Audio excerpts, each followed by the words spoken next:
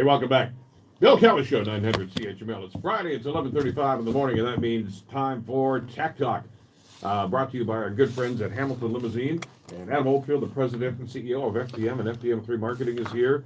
Seen enough ice for 1 week? I was going to say, isn't this weather crazy? It's beyond the point of crazy that you can accept it. It's like, one of those interesting points when you're at the top in a trillion, not a billion, not a million, trillion-dollar company. You think it might be a target?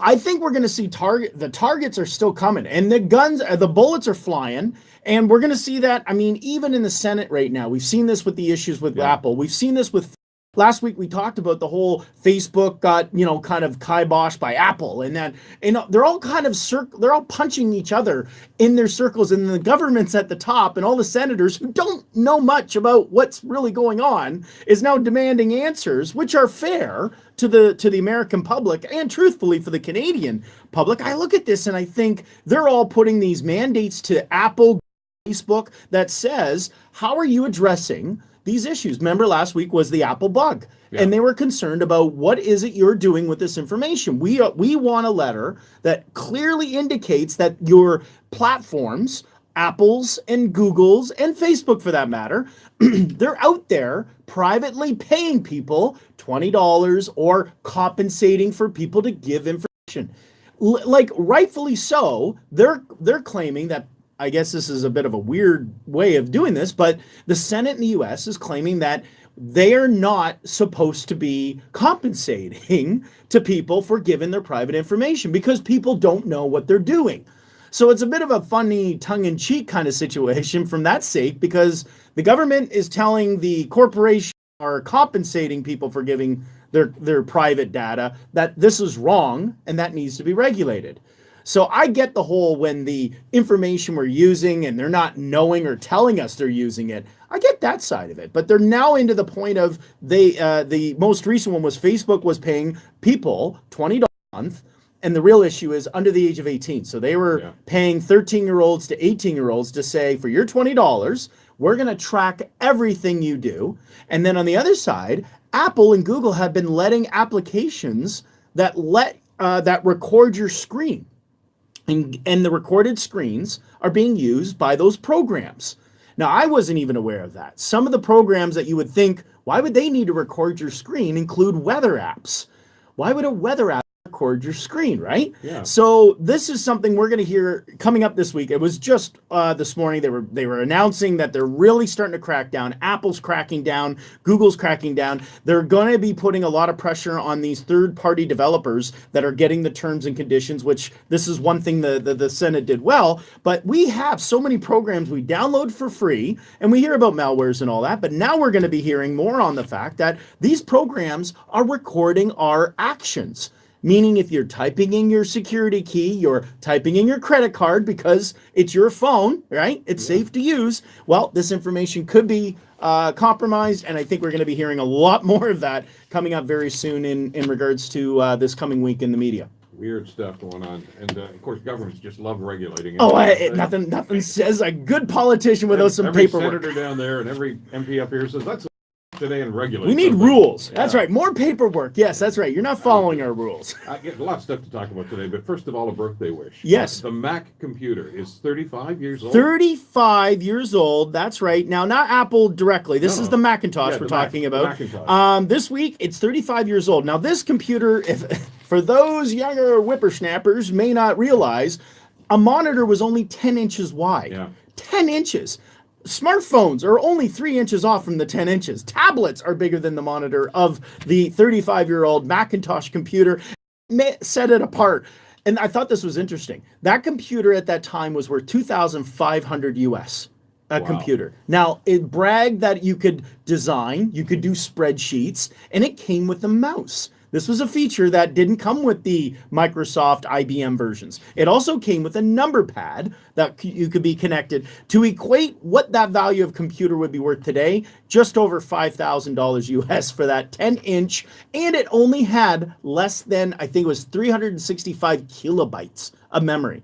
365 kilobytes. Just to give a bit of a perspective, there isn't a phone made today that has 300. Your emails are bigger than 365 kilobytes. So to give an idea of what your $5,000 would have bought you, that's pretty much it. So happy birthday, Macintosh 10-inch computers. 35 years. Now, my first computer, my first PC was actually Macintosh.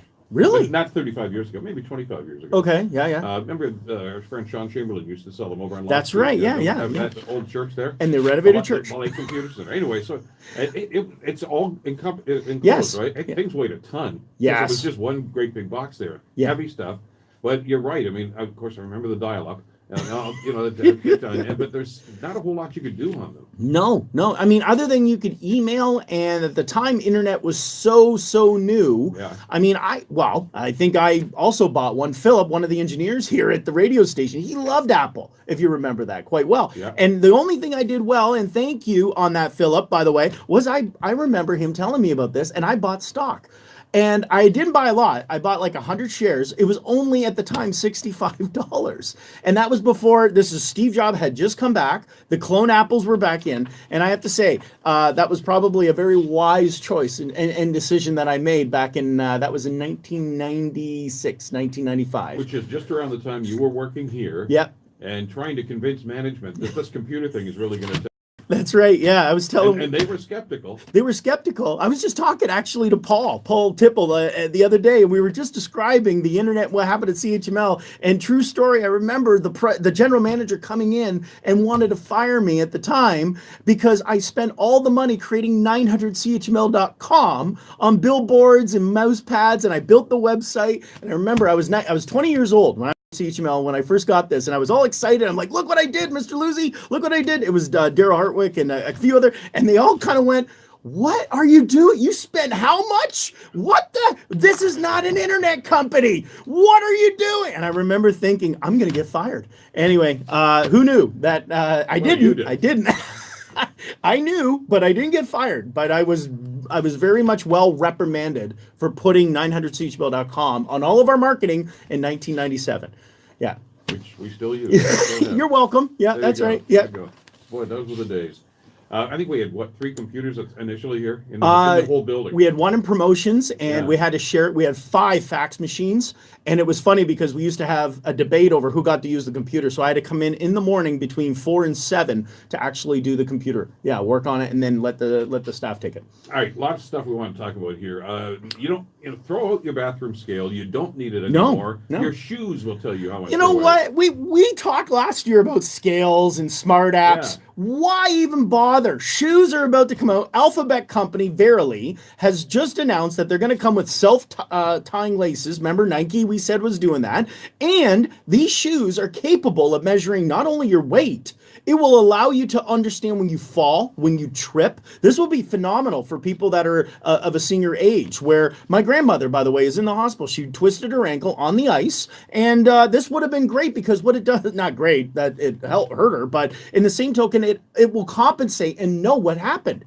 So when you twist and fall, or it gauges the weight of your body on the shoes. So think of it as walking around with a scale in your shoes all day. And what it's saying is that in the case you have heart problems or congestive issues, this shoe will say, hey, Tubby, lose some weight, walk a bit more. It's actually got the same features of what your smartwatch has, except it gauges the weight in your shoe. This is coming out this year. It's called Verily. I'm pretty excited, only to find out that my shoes are going to tell me how fat I am.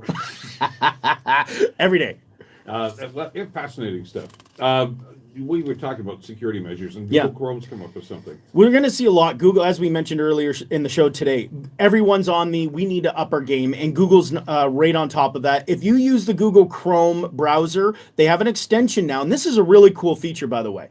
If you save your passwords, as many do, because they just can't forget or what otherwise, Google will actually be scraping the internet for the pages you keep in your bookmarks with the passwords you save. And if it realizes your password has been compromised out of you signing into your own account, it will tell you your password has been used. You need to change it. Well before you thinking about it. This is actually a proactive to, hey, Hilton just got hacked, and all of these, your passwords could be compromised. Google's gone beyond that and said, if you have an account, use our browser. We will let you know if your password has been compromised.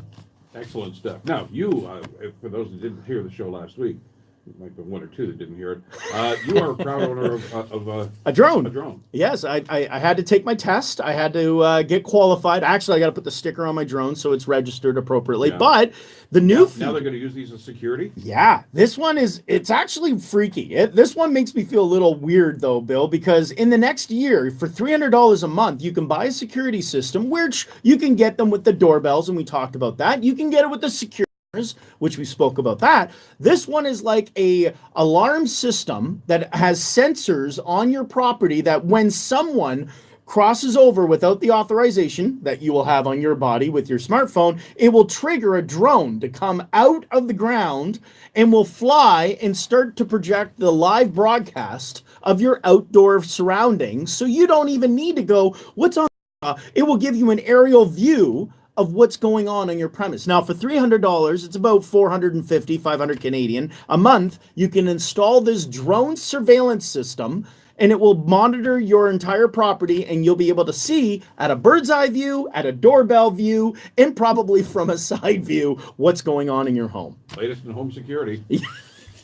And we thought we were just talking about the doorbells with the cameras on them. I know. Passe now. Oh yeah, it was so yesterday. I mean, we talked about scales and mirrors that told you what you need to do to lose weight. We got shoes that are telling you how big you are, right? What's going on with flip phones? Well, and folding phones. And folding phones and flip phones are the new rage. We're going to be talking a lot about those, and when they come out, I'll be talking a little more on details to those. Samsung, we knew, was going to be coming out with a flip phone, and we have yet to see it, other than it's called Galaxy F. We did see some Chinese phones, which look quite impressive. You know, we talked about that, Huawei and so forth. But the one I want to talk about is the one phone in the 2000s that was just the rage. When The Matrix came out, if you remember the movie with Keanu Reeves, he'd push a button, it slid open, or it was real thin and it was slick. It was called the Razr phone from Motorola. Well, they now have a folding version of an Android phone, and it is amazing. I saw the template, I saw the prototype. It's small, it's compact, and it's got the Razr feel to it that you remember from the early 2000s. Yeah. It was slick and very much sleek to be used. If you're a corporate, you just want to be able to flip your phone open, get your contacts, and use it very quickly in regards to your smart needs. This is amazing. And I have a feeling this is going to become the new high selling folding phone above all of them. I don't even know if Samsung and the others could compete with it. Which way are we going now? Remember, they started off rather large and bulky. Yes. And as you say, right at the turn of the century, they got really small. That's right. Now they went big again. And Yeah. I guess because of the screen more than anything else. Yes. Now they seem to be going small again. Well, I think it's a compromise between both. We've seen the big, there's another psychological thing they're talking about. We use our phones too much. We're too reliant on them. And the other side is we have more than one. I'm sitting here doing a show. I've got 3 devices right here. Yeah. I think the new craze is going to be in the folding phone department. You'll be able to have multiple SIMs, meaning multiple phone lines if you need it, as I do. I have a US line and a Canadian line. And number 2 is going to be the ability to fold it in a way that your tablet, you don't have to carry this big tablet with you everywhere you go. If you need your phone to be a tablet, you can unfold it to be that. If you don't, you want it down to the size of a small iPhone SE, you're good to go. Now, we already knew that we have smart refrigerators, but Yeah. this is a brilliant refrigerator. You know what? This one made me laugh. And I always as I like to say, we've done these many times where we bring these products on and it's like, this can't be real. Honest to God. Like, who's thinking of this? For $4,000 US, you can get yourself a Samsung refrigerator, but it does more than just keep your food cool. It does more than show you on a screen the latest Netflix on the front of it. No, this actually can tie into a dating prospect. And if you can believe this, yes, a refrigerator has been promoted by Samsung's PR manager to say that this is actually a feature. This is a feature that connects with your, I haven't used dating apps in a while, but I think Tinder is what they referred to. You'll be able to now connect your photos of the inside of your fridge. Not only to tell you need milk, but will now connect. I know this sounds crazy, but hear me out. You can take a photo of your fridge of what you've got, add it to your Tinder account if you're single, and it will now add I like long walks in the park, puppy dogs that lick my ears, and as you can see, I have low-fat milk in my fridge. And that is apparently a feature. They say, they've done research, people want to know if you are a healthy eating individual. And don't know. I never even thought of this. If I saw a picture of someone, if I saw Michelle's photo with a picture of her fridge, if it was full, I have to say, I thought about this. I would be pretty excited. If I saw a lot of like meats and cheeses and everything, I'd be like, I gotta hook up with this girl. All I had to do was go to her house and open the fridge, and that was my decision. I didn't think I needed the Tinder app to tell me this. So Samsung is claiming 54 million single adults are in the United States alone. And across the world, there are more single people that are looking for dating. And one of the features, and again, I didn't make this up, people. This isn't me. Samsung believes you want to share the inside of your fridge, and it will help your dating lifestyle by adding it to Tinder. Just about out of time, but I got to get this in here too, because we've been talking about the high price of iPhones over the last little while. Yes. And Apple CEO Tim Cook is actually, well, basically, he's talking about flexible pricing. You know what? I hate to say this, but I think Apple is right now in danger mode, and they need to really fix it. When you're a $1 trillion company, losing billions is now a big deal. And losing billions is a simple task. How do you do it? Just overprice your phones. And right now, Apple's got a real problem. The main problem is we heard about these bugs and everything else to go with it, but nobody's buying them. So Apple has announced that in markets that are not as popular, ironically, Canada could be included. It is dropping in the iPhone sales. They will be adding the old phones. They're bringing back the smaller iPhone SEs, and they're going to be also dropping the prices specifically for countries. So as an example, an iPhone XS is about $1,600 Canadian, depending on where you go. They will be dropping those prices relevant to the market share that they're in. So we could be seeing in Canada, the iPhone XS dropping down to less than $1,000. Wait, there you go. That's what marketing happens, and they're looking at the numbers too. Well, I think they're looking at the dollar exchange and where the dollar's weak and stronger, and they realize that we know that when you compare that, 30% on top of $1,000, that's a $300 increase on a $1,000 phone. Yeah. That's too much. $300 is just way too much. So could they get it down to that $1,000 that's more relevant to a U.S. price? Yes. However, I'm pretty sure that if the Americans figured it out, they'd be like, what? I can get a phone for $400? Just go to Canada. Sure. They're unlocked anyways. Lineup starting at the border now. Get ready. Tech Talk, we do this every Friday at 11:30 with Adam Oldfield from FBM and FBM Free Marketing. Brought